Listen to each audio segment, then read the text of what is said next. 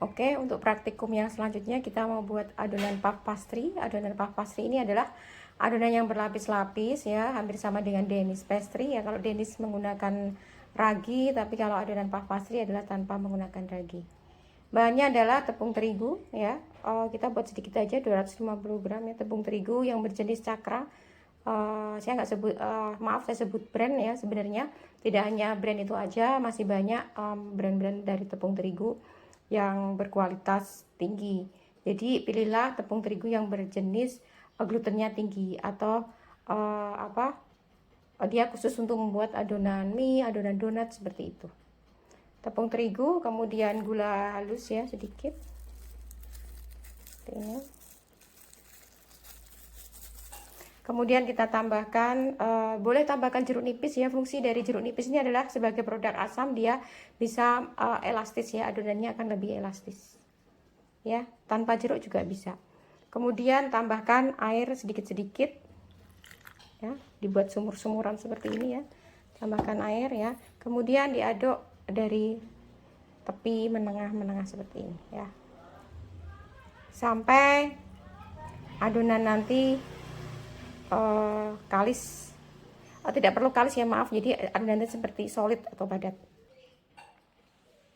Lanjut ya, setelah adonan seperti ini baru kita tambahkan adalah margarin. Margarin boleh pakai butter atau margarin juga gak apa-apa ya. Jadi tambahkan ya, kemudian diaduk lagi, diuleni lagi sampai dia kalis.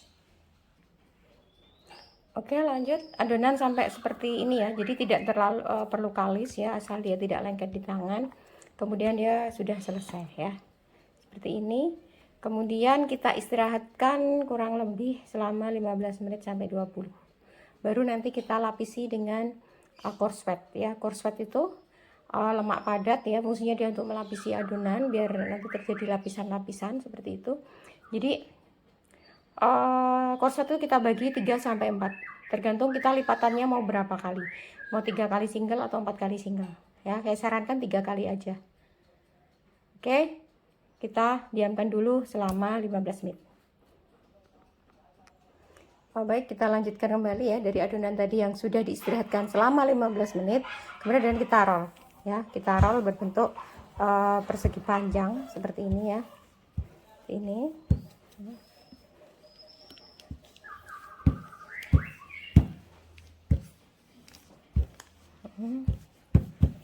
Boleh dialas dengan plastik, boleh tidak. Kalau lebih mudah dialas dengan plastik. Kemudian kita lapisi dengan coarse fat ya.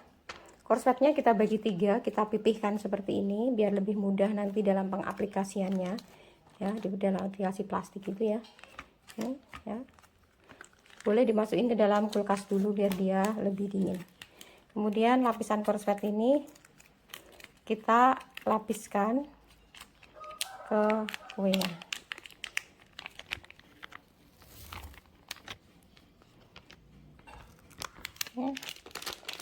Nah, 2/3 dari adonan ini ya kita kasih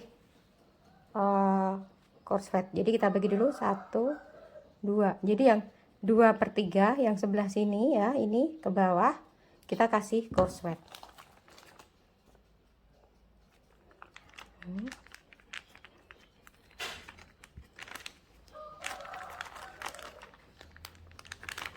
Ini ya, kita ratakan. Oke, lanjut ya. Jadi setelah 2/3 dilapisi dengan lemak coarse fat ya, kita atur, kita ratakan ya. Kemudian yang ini 2/3, yang 1/3 ini kita taruh di tengah ya. Ini kita rapikan hingga tertutup seperti ini sama. Kemudian yang ada lemaknya ini lagi kita taruh di atasnya. Nah, seperti ini. Seperti ini. Kemudian setelah ini kita simpan dulu ke dalam kulkas. Ya, jadi nanti mudah dibentuk lagi. Ulangi hal yang sama seperti tadi. Ya, kita masukkan ke dalam kulkas dulu atau freezer. Baru nanti kita lipat lagi. Oke, kita lanjut kembali. Setelah tadi adonan keluar dari kulkas ya, kita roll lagi pipih seperti yang tahap awal. Kemudian letakkan lemak korslet ini seperti tadi, dan seterusnya hingga 3 kali single. Ini tetap kita bagi 2/3 dulu, dibagi 3 ya. Jadi yang 2/3 ini adalah yang dikasih korslet sampai 3 kali single. Oke, lanjut lagi. Jadi seperti di awal, jadi 1/3 kita sisakan dari korslet, kemudian kita lipat sama seperti tadi. Lakukan hal yang sama hingga 3 kali lapisan. Baik, adonan sudah jadi dan 3 kali lapisan sudah selesai. Kemudian adonan ini kita keluarkan dari freezer atau kulkas, kemudian kita roll tipis ya, kemudian siap untuk dicetak. Baik, setelah adonan diistirahatkan selama 15 menit dalam freezer atau kulkas, kemudian adonan siap dicetak. Kita giling tipis seperti ini, memanjang. Kemudian kita siapkan cetakan romhorennya ya. Ini kita oles dulu dengan sedikit margarin ya, kita oles. Kemudian kita potong. Ini kita potong.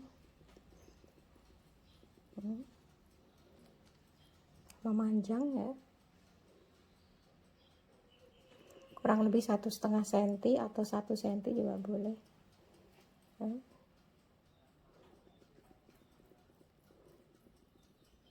Seperti ini. Oke. Baik, kita cetak ya, kita ambil cetakannya. Kemudian kita lilitkan di cetakannya.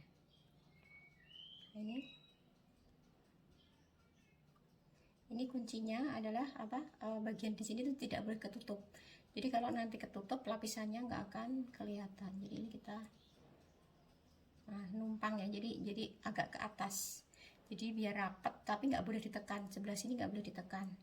Karena nanti kalau terlalu banyak ditekan, dia lapisannya setelah dibakar nanti tidak muncul. Karena adonan puff pastry ini adalah, kalau adonan ini bagus, itu terjadi banyak lapisan. Nah, seperti ini. Nah, terus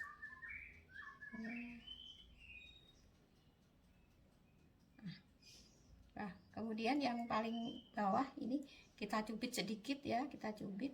Kemudian kita rapikan ya. Kita taruh ke dalam loyang kue kering. Loyangnya ini nggak perlu dioles dengan margarin, tapi cukup diciprati atau bersihi dengan air. Gitu ya. Jadi kita atur seperti ini. Oke, lakukan hal yang sama hingga adonan habis. Baik, adonannya sudah jadi seperti ini ya. Kemudian nggak perlu dioles dengan margarin bawahnya ya. Jadi cukup dibersihi dengan air dulu, baru ditata adonannya. Kemudian adonan kita oven. Setelah beberapa menit terjadi lapisan, baru adonan kita oles dengan kuning telur. Tapi jika tidak dioles pun juga tidak apa-apa. Oke, kita masukkan ke dalam oven.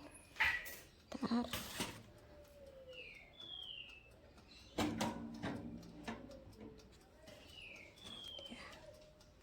Kita masukkan. Kita tunggu sampai 20 menit. Suhunya kita besarin.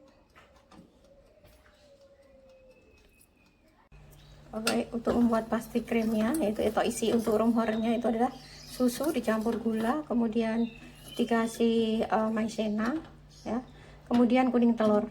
Jadi dijadiin satu dulu, baru kita nyalain kompornya. Oke, kita aduk dia sampai mengental ya. Jadi hampir sama dengan isi souffle itu ya, kan kemarin udah pernah buat. Ini kita kecilkan aja. sampai dia mengental.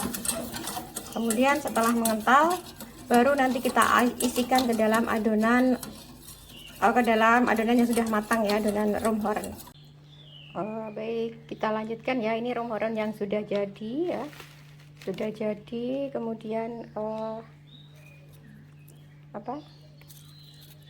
nanti kita ambil cetakannya, kemudian baru nanti kita isi.